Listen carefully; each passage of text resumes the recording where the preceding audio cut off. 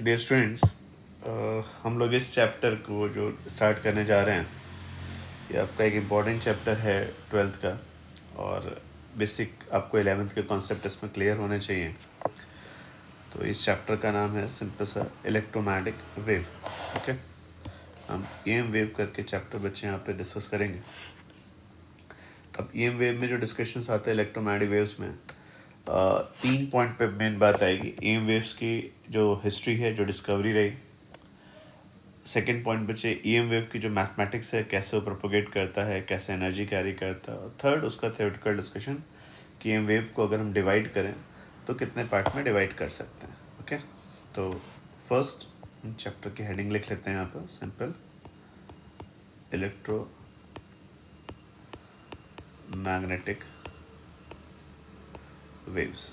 Okay, अब अगर मैं बात करूँ बेटा इलेक्ट्रोमैग्नेटिक वेव्स की, तो जो हमने पुरानी फिजिक्स डिस्कस करी उसमें हमने ये पॉइंट पढ़ा कि अगर आपके पास कोई पॉइंट चार्ज होता है, स्टेशनरी हो, तो स्टेशनरी चार्ज अपने सराउंडिंग में एक इलेक्ट्रिक फील्ड क्रिएट करता है। ठीक,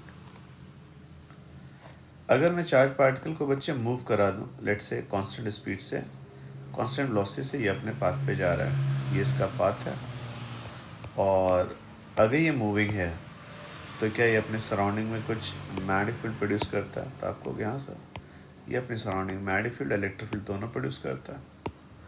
तो सर इलेक्ट्रिक फील्ड और मैग्नेटिक फील्ड दोनों प्रोड्यूस होता है। लेकिन अगर मैं बात करूँ बेटा, जो चार्ज पार्टिकल आपने लिया है, stationary charge particle electric field, moving charge particle electric field magnetic field दोनों, और अगर आपका चार्ज पार्टिकल बच्चे एक्सलेटेड हो, एक्सलेटेड मीन्स उसकी हर पल डायरेक्शन चेंज हो, वेलोसिटी चेंज हो।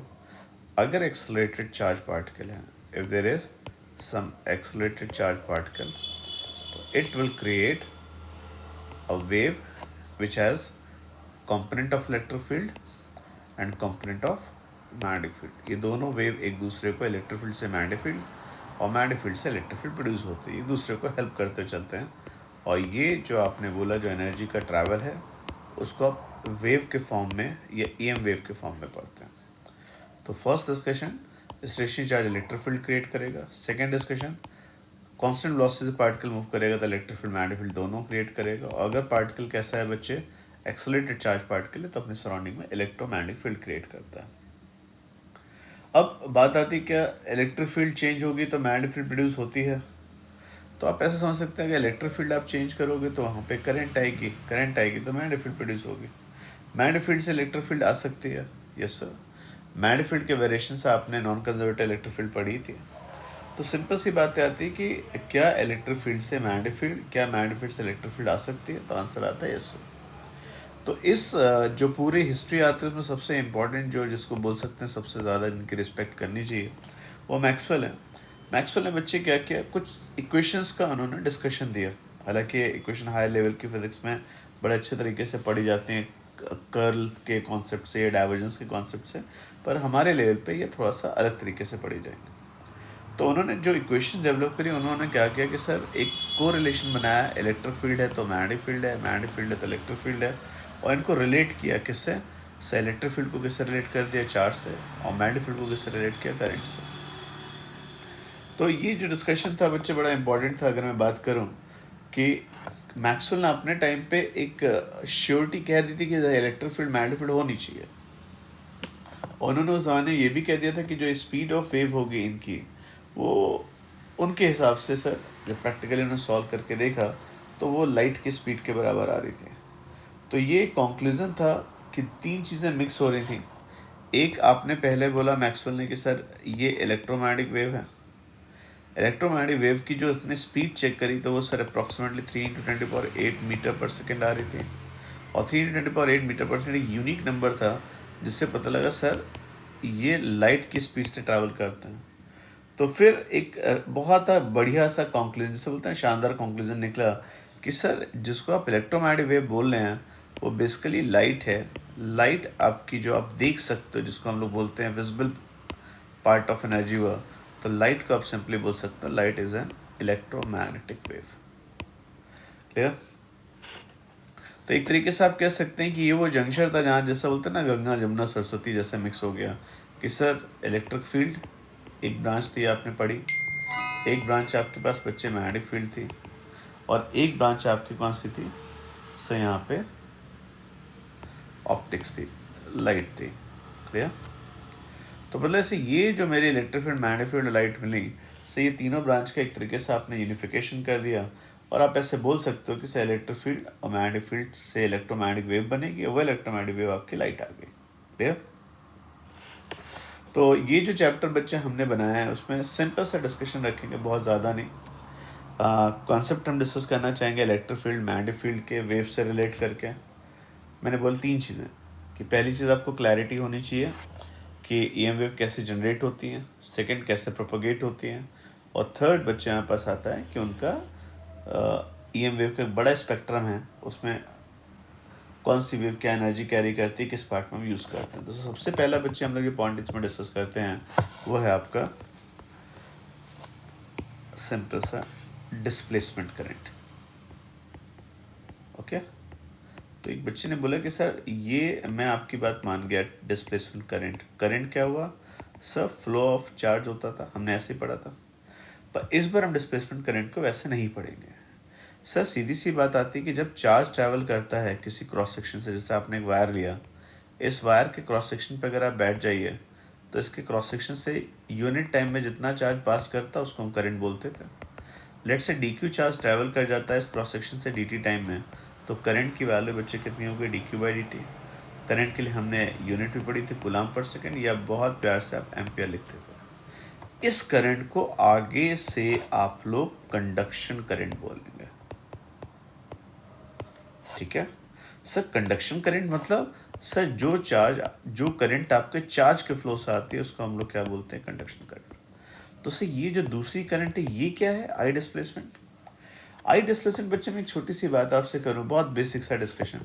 डिस्प्लेसमेंट करंट का मैं फॉर्मूला आपको बोल देता हूँ। किसी भी रीजन से अगर आपको डिस्प्लेसमेंट करंट निकालनी है तो वैल्यू होती है epsilon naught into d phi E by d t, rate of change of electric flux. अगर किसी रीजन में आपको रियलाइज हो जाए कि सर वहाँ इलेक्ट्रिक फ्लक्स चेंज हो रहा है, तो इलेक्ट्रिक फ्लक्स चेंज होने से आप श्योरली कह सकते हो कि सर वहाँ पे आपकी एक करंट आएगी। इस करंट को बेटा हम लोग क्या बोलते हैं, simple displacement current. Displacement current equal to epsilon naught d phi E by d T.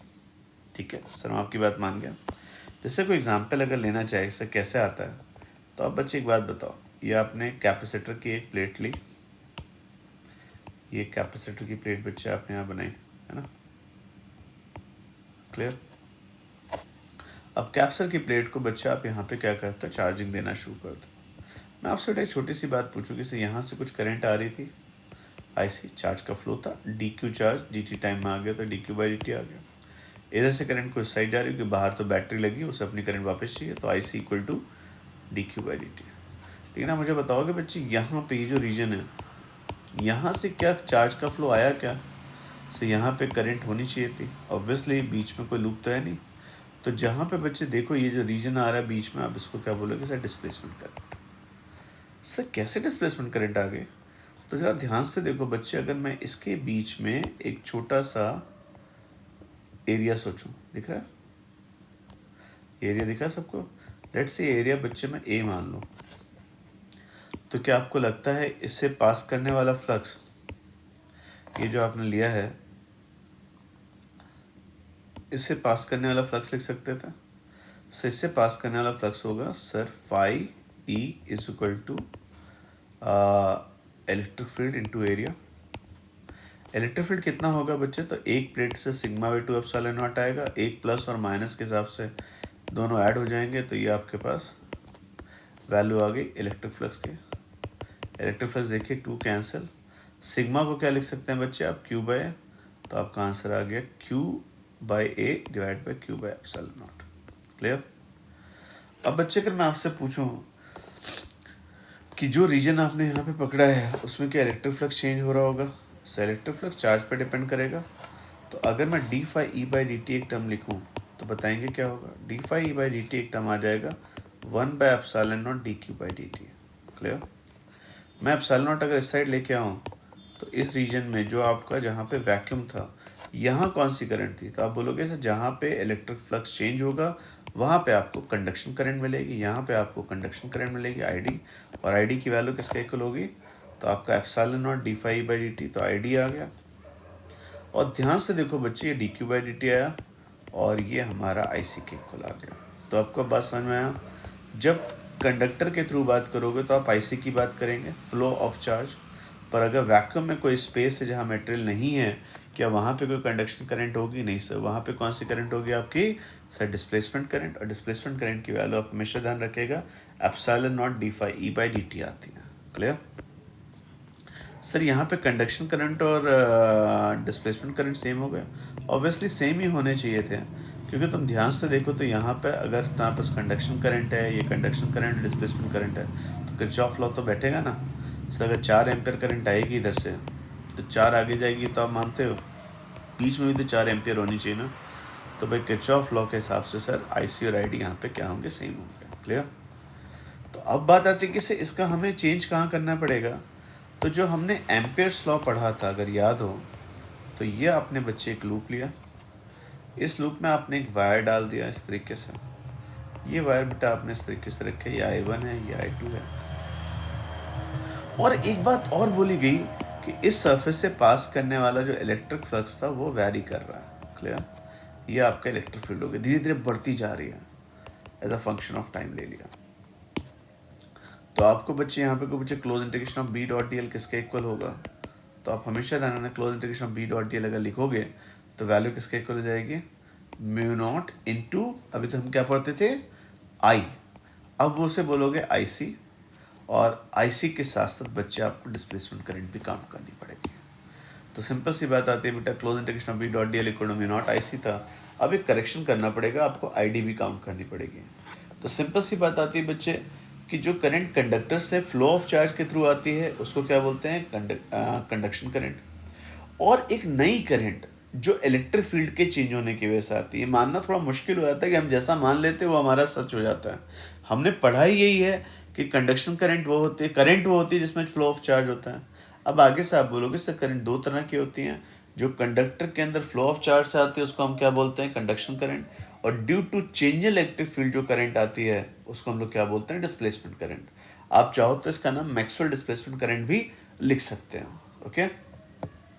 क्योंकि मैक्सवेल ने इस कॉन्सेप्ट को डेवलप किया था, तो उनके हिसाब से ये था कि भाई किसी भी रीजन में अगर आप बात करेंगे तो आपको दो करंट मिलेंगे, एक कंडक्शन करंट जो कि D q by d T होगा, और दूसरी आपकी डिस्प्लेसमेंट करंट जो कि इलेक्ट्रिक फील्ड वेरी करने से आएगी। सिंपल सी बात आती है कि कोई पूछे डिस्प्लेसमेंट करंट क्या इफेक्ट वही है जो कंडक्शन करंट का है? अभी आपको कैपेसिटर में करके दिखाया कि अगर देखोगे तो वहाँ पे बाहर जो वायर्स में दिख रहा था वो कंडक्शन करंट था, और जो वैक्यूम में दिख रहा था वो कौन सा था? डिस्प्लेसमेंट करंट था। ओके? तो बात आती है कि सर जो मैक्सवेल ने इक्वेशंस दी थी वो इक्वेशन बच्चे बड़ी जैसे बोलते हैं कि डिस्कवरी आप मान सकते हैं, अच्छी थी। उन्होंने पॉइंट्स पढ़े। पहला पॉइंट उनके हिसाब से, पहला पॉइंट बच्चे ये था कि close integration of E dot d ए। सबने पढ़ा हुआ है close integration of E dot D किसके इक्वल होगा? सर फ्लक्स एक छोटे सरफेस के थ्रू टोटल क्लोज सरफेस से कितना फ्लक्स पास करता है, क्लोज सरफेस से कितना फ्लक्स पास करता है वो डिपेंड करता है charge enclose divide by epsilon not. आप बहुत ही रिस्पेक्ट के साथ कह सकते हैं कि सर टेक्निकली ये गॉस का लॉ था जो मैक्सवेल ने अपने में इनकॉर्पोरेट कर लिया। क्लियर? सेकेंड बच्चे उन्होंने क्या किया? Close integration of B dot d A लिखा। Close integration B dot d A को पूछे तो बच्चे इसका आंसर कुछ हो ही नहीं सकता, ये जीरो आएगा। इसको हम लोग गॉस लॉ फॉर मैग्नेटिज्म बोलते हैं। तो E dot d A cube epsilon naught B dot d A equal to zero. कई तरीके से बी डॉट डी ए तुम जीरो समझ सकते हो, क्योंकि मैग्नेटिक फील्ड लाइंस हमेशा कैसी होती है बच्चे? बोलो। क्लोज लूप में। अब क्लोज लूप में लोगे बच्चे तो अगर तुम क्लोज सरफेस बनाते हो, जैसे मान लो एक क्लोज सरफेस बनाई और मैग्नेटिक फील्ड लाइंस बेटा बनाओगे, तो सबको पता है मैग्नेटिक फील्ड लाइंस जो भी होंगी सर वो क्लोज सरफेस में होंगे। अब वो अगर क्लोज सरफेस में होंगे तो इसका मतलब क्या हो गया? एक बार वो फील्ड लाइन एंटर करेगी, एक बार इमर्ज करेगी, एक बार एंटर करेगी, एक बार इमर्ज करेगी, तो फ्लक्स तो जीरो ही आएगा ना। तो फ्लक्स थ्रू क्लोज सरफेस आपका हमेशा जीरो होगा। और इसको ऐसे भी समझ सकते हैं, इलेक्ट्रिक फील्ड का फ्लक्स था charge divide by epsilon not, तो मैग्नेटिक फील्ड का फ्लक्स क्या हो जाएगा बच्चे? जीरो। क्यों? क्योंकि सर यहाँ मोनोपोल होते ही नहीं है। यहाँ पे क्या आएंगे बच्चे? साउथ तो नॉर्थ दोनों आएंगे, तो प्लस माइनस बराबर हो जाएंगे। क्लियर? चलिए थर्ड देखिएगा।